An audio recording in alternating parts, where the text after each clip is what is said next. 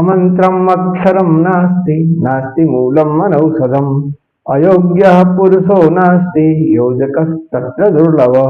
आप सभी का श्री विद्या मानव कल्याण फाउंडेशन में हार्दिक स्वागत एवं अभिनंदन।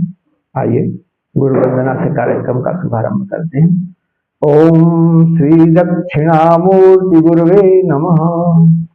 ओम शांतं त्रिनेत्रं विदुकांति शुभ्रं संविभ्रतं दोष्कशुभै चतुर्भि मुक्ताक्षमालां कलशं सुधाया श्रीज्ञानमुद्रामपि पुस्तकं च दिव्यांबरं चन्दनगन्धलेपै समुज्ज्वलांगं मणिरत्नकै च वीरासनस्थं शशाङ्कचूडं श्रीदक्षिणामूर्तिगुरुं स्मरामि। होत्रागृहोत्रागृहविश्वहोत्री होमादि सर्वाकृतिभासमानं यद्ब्रह्म तद्बोधवितारणीभ्यां नमो नमः श्री गुरुपादुकाभ्याम। एक अद्भुत अनोखी नदी की कड़ी में आप सभी का हार्दिक स्वागत एवं अभिनंदन। दोस्तों, आज की कड़ी का शुभारंभ हम दो दृष्टांत या वृत्तांत के माध्यम से करते हैं। उसका जो प्रथम वृत्तांत है इस तरह से है। जानते हैं, जब कोई भी आदमी अपनी समस्या से उलझ जाता है और बार बार उसे प्रयत्न करने के बावजूद भी उसे असफलता का सामना करना पड़ता है, तो उसके मन में तमाम तरह का भाव पैदा होता है, जिसके समाधान के लिए वो किसी अनुभवी और योग्य व्यक्ति के पास अपना जाके प्रश्न पूछता है। इसी कड़ी में ये थोड़ा प्राचीन समय की घटना है। एक मशहूर दार्शनिक हुआ करते थे जिनका नाम था सुकरात।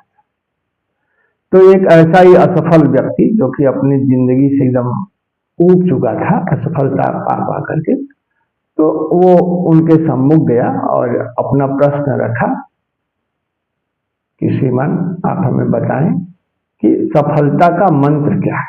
सुकरात ने उसके सवाल को बड़े ध्यान से सुना और उससे कहा कि ठीक है, कल आना, तो हम इसका उत्तर। व्यक्ति चला गया।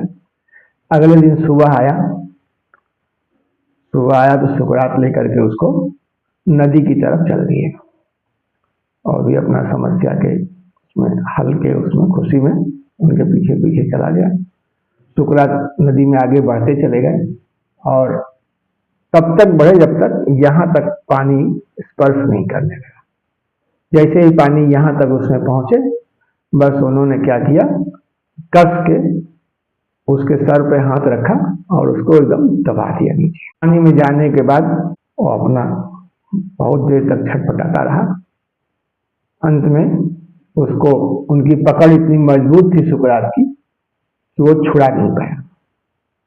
जब वो नहीं छुड़ा पाया तो अपनी सारी शक्ति को जब देखा कि अब तो लग रहा प्राण छूट जाएगा, तो उसने क्या किया कि अपनी जो पूरी ताकत थी उसको लगा दिया और एक झटका मारा और तुरंत वो पानी के ऊपर।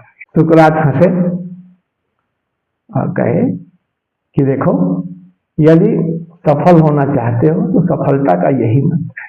यानी आप जब प्रयास करते हैं तो इधर उधर न देखें, आपका पूरा ध्यान अपने प्रयास पे हो।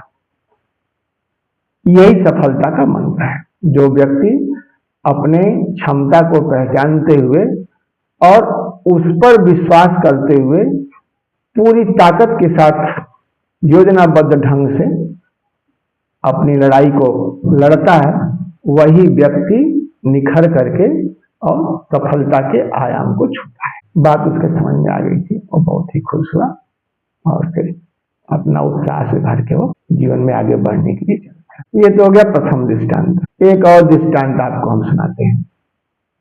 कुछ ऐसा हुआ कि एक बार एक युवक जो है वो अपने घर से पढ़ने के लिए, शिक्षा ग्रहण करने के लिए दूर कहीं गया था और शिक्षा अपना संपन्न करके वो घर लौटा तो सभी लोग उत्सुक से उसका इंतजार कर रहे थे। माँ भी बहुत खुश थी, तमाम व्यंजन वगैरह उसके लिए बना के रखी थी, मिष्ठान भी बना के रखी थी। आया वो, आने के बाद माँ ने अपना सब जो भी उसका जलपान था उसके सामने रखा, कहा बेटा जो है बहुत दूर से आ रहे हो, बहुत दिन बाद आ रहे हो, पहले पानी पियो। उसको घमंड था कि पहले हम जो शिक्षा ग्रहण करके आए हैं कुछ उसका जो है नमूना अपने मम्मी के सामने पेश करें। तो उसने कहा नहीं माँ, पहले ऐसा करो कि हम इतने दिन बाद आए हैं, बहुत सारी चीज सीख के आए हैं, तुम मुझसे कोई सवाल पूछो। माँ ने कहा बेटा पहले पानी पी ले, बहुत दिन बाद आया है। किंतु वो अपनी जिद पे अड़ा रहा। जब वो जिद पे अड़ा रहा तो माँ ने कहा ठीक है, अच्छा पूछ ही लेते हैं। 2 लड्डू माँ ने उसके लिए लाए थे। तो माँ ने पूछा कि ये बताओ कितने लड्डू। बेटे ने अपना दिमाग लगाया और उसने कहा कि ये 3 लड्डू हैं। माँ ने कहा कैसे? तो उसने कहा तुम गिनो। तो जैसे ही माँ ने गिना 1 2, बेटे ने कहा 3 हुआ कि नहीं हुआ। यही माँ बेटे में बहुत देर तक बहस चलती रही। बेटा कहता था 3 है, माँ कहती थी 2 है। अंत में काफी जो है शोर शराबा काफी बढ़ गया। तो जो पिताजी थे वो आए, कहे भाई क्या बात है। तो माँ ने उनसे कहा कि देखो जो है इसने कहा हमसे सवाल पूछने के, तो मैंने सवाल पूछा कि इसमें कितने लड्डू हैं। देखो ये 2 लड्डू है, कह रहा 3 लड्डू है। पिताजी मुस्कुराए, आगे बढ़े और उन्होंने कहा, अपने बेटे से पूछा बताओ इसमें कितने लड्डू हैं। उसने कहा पिताजी 3 लड्डू हैं। कहा ठीक है। 1 लड्डू पिताजी अपने खा गए और उसके बाद दूसरा लड्डू मम्मी को दे दिए। पिताजी ने उसके बाद प्लेट उसके आगे बढ़ा दिया, कहा बेटा तीसरा लड्डू तुम उठा लो। बेटा बेचारा बड़ा शर्मिंदा हुआ।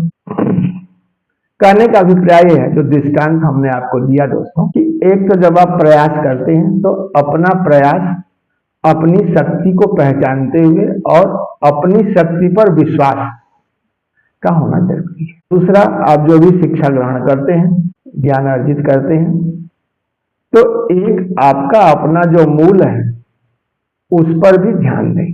यदि आप ये सोचते हैं कि हमने जो है बहुत कुछ ग्रहण कर लिया और मूल का कोई मतलब नहीं है दोस्तों, तो ये आपका बहुत बड़ा भ्रम। यदि आप अपनी मूल चेतना से भटकते हैं तो फिर आप खो जाते हैं, जैसा कि दूसरे दृष्टांत में है। तो इसी तरह का हमारे यहाँ पुराण में भी एक वर्णन है। उसमें यह है कि शंकर भगवान के 2 बेटे थे, कार्तिकेय और गणेश जी। एक बार दोनों लोगों में काफी अभिमान के तहत लड़ाई हो गई कि कौन तेज दौड़ता है। तो उसमें शंकर जी ने कहा कि ठीक है, जो सबसे पहले पूरा पृथ्वी का परिक्रमा लगा के आ जाएगा वही विजेता होगा। तो कार्तिकेय जी को बहुत घमंड था, वो अपने वाहन पर बैठे और चल दिए।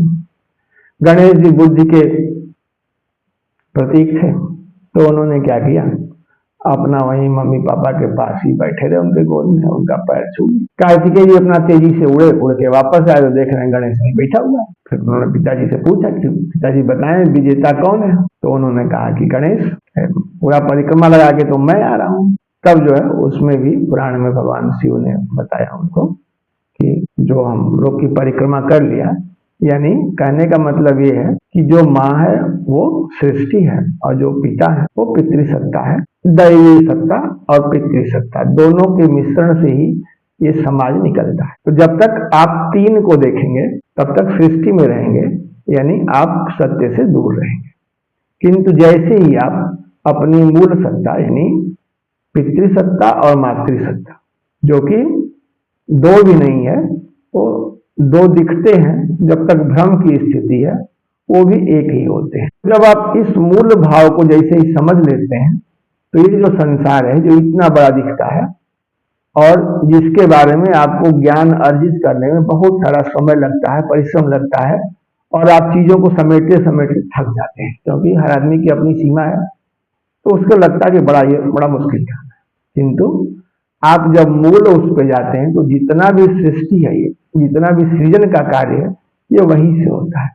तो वहां पे जब आप चीजों को ध्यान से देखते हैं तो फिर ये संसार अपने आप ही आपके लिए सहज हो जाता है और आप सारी चीजों से परिचित हो जाते हैं। तो जब भी आप प्रयास करें, अपने प्रयास में इस बात का ध्यान रखें कि अभिमान को न आने दें और जो भगवती की सत्ता है उससे आप जुड़ करके अपने शक्ति का उपयोग, उससे पृथक दिखने की चेष्टा गलत है और कहीं से भी उचित नहीं। इसी के साथ आइए हम भगवती की वंदना करते हैं।